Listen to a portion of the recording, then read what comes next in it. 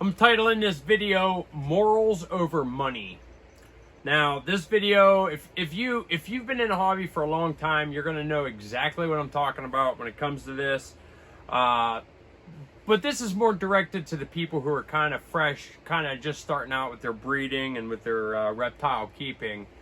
You know, when I first got into the hobby, one of my favorite parts of the hobby itself was how close-knit it was. And, you know, there's nothing that you can do in the hobby without everybody knowing about it if you told somebody. Now, that could work both ways. That could work for you. That could work against you. But everybody knows who the flippers are. Everyone knows who's starving their snakes. Everyone knows who only sells what they produce. Everyone knows who keeps their reptiles the healthiest or gives them the best environment. You know, there's no cheat in the system in that aspect. But not just the hobby itself, not just breeding, but just keeping animals. You know, if you got a snake, and say you just bought a snake, and that snake hasn't eaten in 4 or 5 weeks since you first got it, the last thing you want to do with that snake is sell it to somebody else. We just recently had this happen, and I'm not going to mention any names, but the guy bought a snake off us. It was an albino Burmese python, and he was telling us how he would not eat. He told me a couple times that I'm trying to give him pointers on how to get the snake eating. And, you know, the last option was to give it a chick, a day-old frozen thawed chick, which did not work. And I asked them to please bring the snake in, and I will try to get him eating. I promise you I'm no magician, but, you know, in a lot of cases, a lot of people do bring me their snakes that haven't eaten in months. I think it's really just the car ride over here. Just, you know, takes them out of their environment. But I could usually get their snake eating within a couple days. Sometimes within the very day they bring the snake to me. That's happened at least probably 6 times. But the last thing you want to do is to push that snake off to someone else, to push that problem off to somebody else. This particular person, for about 2 weeks, 2 or 3 weeks, was telling us about how he wasn't eating. And at least 2 weeks I had told him to bring me the snake so I could try to get him eating. What ultimately happened was he sold the snake to somebody else, who tried selling the snake to somebody else, and a very good friend and customer of ours actually went and bought it for us.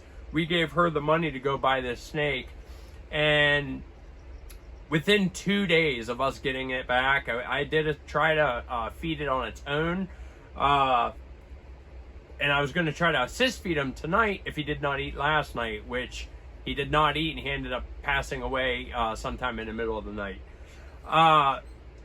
The thing that really hurts me, if he would have brought that snake to me 2 weeks ago, I know I could have got him eating again. That snake didn't have to die. It's not about the money. It's, you know, I buy and sell snakes, so I make enough profit off a couple other snakes we sold this week to cover what I paid for this one. It's not about the money at all. It's about these guys are living and breathing animals, and they can't fend for themselves. They're not in the wild. They depend on us to take care of them and to give them the proper care and the proper food that they need. Another thing is, you know, people who are just starting out breeding and vending, if you have a snake that, say, he is a problem eater, he's only eats ASFs, you have to disclose that to the buyer. If you sell a snake that's only eating ASFs, there's a lot of people who are not going to want to buy that snake. And you should know that you're going to have a harder time selling that snake as an ASF eater. But you got to let them know. And especially if you know someone like me, you could say, hey, this snake only eats ASFs, but I know a guy who breeds them. You should have a good supply there.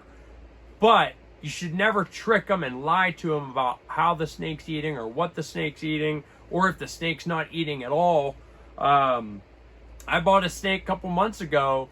Guy said he's had it for, I want to say 3 or 4 months, and it's never eaten a single meal with him. It was a male, but it was probably about as big as this girl right here. And I bought that snake knowing that he has not eaten in 3 or 4 months. And he actually ate, the second time we offered him a meal, he ate within 4 or 5 days of us getting him. Again, I'm no magician. I swear to you, it's probably just, the change of environment, the drive over here or whatever. But he told me about that. He priced the snake. It was a few snakes he was selling, but he priced it to the point where he wasn't trying to get top dollar because he didn't know what was going to happen with the snake, whether or not he was going to make it or not. I still paid a pretty penny for him because he did have some good genes. But you got to let people know. If you have a problem eater that you're selling, you got to disclose that. Also, if you're producing 66% het, or if you bought something as 66% het, you cannot sell it as 100% het, or just call it a het. The fact is, if it's your first year and you're selling a snake as a het pied that's not het at all, or if you're selling a snake that's only eating live ASF, and you tell the person, oh yeah, it's eating live or frozen rats, it don't matter, you're lying about it. What that's going to do is you're going to ruin your reputation before you even have a reputation to ruin. Word travels fast. We talk in the hobby. We're a family. I feel like it anyway. Not everyone's like that. A lot of people in the hobby are like family, and they treat each other like family. Trust me, we fight like family too. But word gets around. We talk about who's producing what, who's selling what, who cheated what, or who cheated who. We talk. Just like in any hobby, just like in any area of life. You don't want to ruin your reputation. And lying about hets, lying about what they eat, or if they eat, that's a good way to ruin your reputation. Another thing, if you got a snake that's messed up, say she got a kink in her tail or something like that, you cannot breed a snake that has a problem, or spider to spider. All right, many people have tried years ago to breed spider to spider. That's a lethal combination. You're not going to breed spider to spider this year and create the world's first super spider that actually makes it. What you're going to have is you're going to have babies that are going to come out of their egg and they're going to die on day one. And you're not going to want to produce something that's just going to die on its first day on Earth. You're also not going to want to produce eggs or produce babies if there's a good chance the mother's going to die. If you have a snake that was sold to you as a pet only because she has a kink in her tail, do not breed her. You're talking 90% chance of that female dying, and you're going to risk the life of one animal just so you could make a couple $100 next year. That's never okay.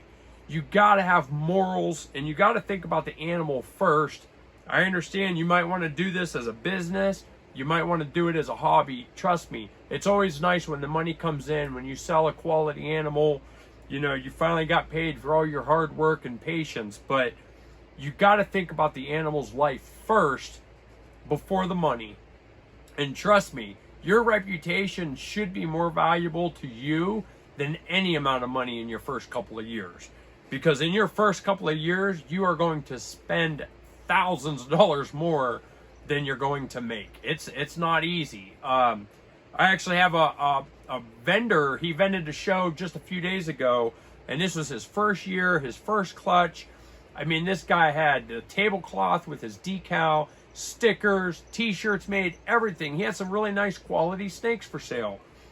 And at the show, I was talking to him, asked him how he was doing, how he liked vending, and he loved it. But at the end of the show, he come to talk to me the next day, and he wants to sell his whole collection because it just didn't pick up fast. He thought it was going to pick up a little faster, have a little bit more, a little more action on that first clutch. He had some really nice snakes, but he only sold a couple. A lot of people watch these videos on YouTube where these people have thousands of snakes, and they might make, $250,000 a year or more selling snakes. But you got to understand, these people have been in the hobby for many years. Some of them are the original breeders, like the first or YouTubers, and they have a way to get their name out there.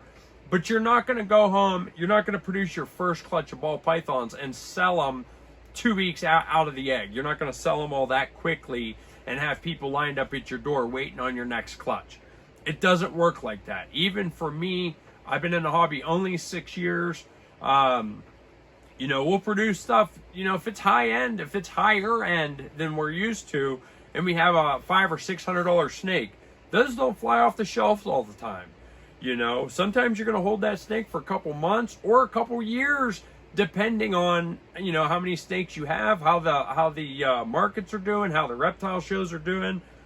But the fact is, no matter how long you have those babies, you got to feed them. You got to keep heat on them. You got to keep them comfortable. You got to keep them alive and thriving. Not just alive.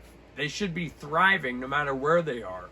You know, I'm personally, you're probably tired of hearing me saying it, but I'm tired of seeing these babies that are a year old that are still under 200 grams or only 200 grams.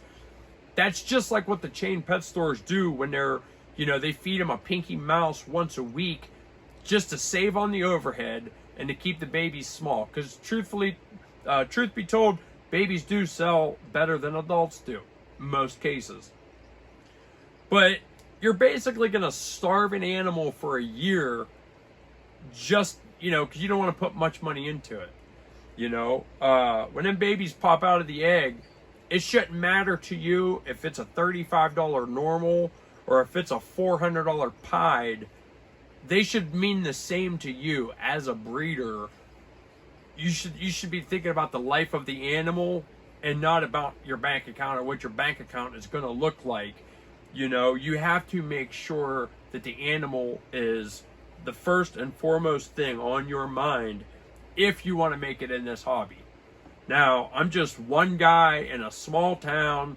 I have no YouTube channel. But look around, look at all the breeders, and look at their history. Look at their, you know, their lives are documented. There's no one that came into the hobby lying about what they produce, lying about the snakes they've eaten, selling sick animals that are still around in 5 or 10 years to talk about it. We weed those people out very quickly. So if you're one of them breeders who just don't give a crap about the life of your snakes and you just want to, you know, power feed them and power breed them and just try to get the most out of them financially, you're not going to last long in the hobby. And that's just me being honest. Just like anything, it takes time, it takes patience, it takes money. But just don't ever forget why you're doing this. And it should be all about her right here and less about the green in your wallet. With that, I'm out of here. I hope you all have a beautiful night.